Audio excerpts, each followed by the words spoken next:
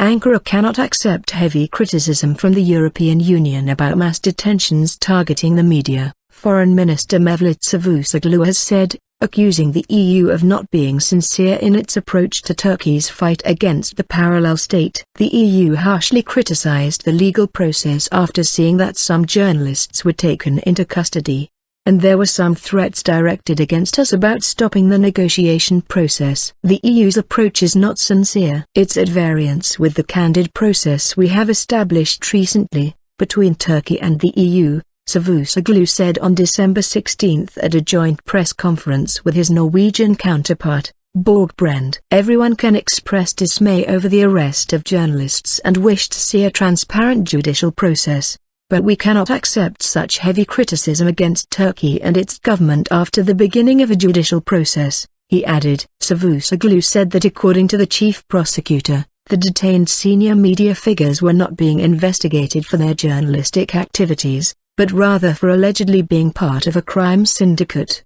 He also denounced a letter penned by a representative of the Organization for Security and Cooperation in Europe, OSCE, which called for the release of the detained journalists. You are talking about the separation of powers and independence of the judiciary, but at the same time you order the executive branch to release the detainees, he said. Police arrested over 24 people on December 14.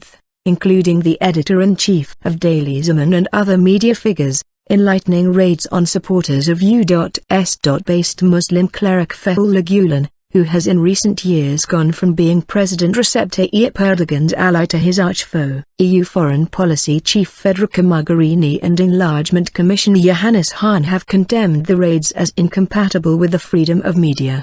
However, on December 15, Erdogan bluntly told the EU to mind its own business, in comments that risk causing a major rift with Brussels. Mogherini, who met with Erdogan just a week ago during one of the highest-ranking EU visits to Turkey in years, said she was very surprised by his reaction so soon after constructive talks with the Turkish government, adding that it was in the Turkish interest to be consistent with a commitment for a new start in relations with the new executive in Brussels. Meanwhile, EU Minister Volkan Bozkır informed Hahn about the recent detention wave during a phone call on December 15, according to a statement from Turkey's EU Affairs Ministry. Bozkır told his counterpart that the detained persons were not being investigated because of their written or oral expressions, stressing that freedom of press in Turkey must not be harmed, said the statement.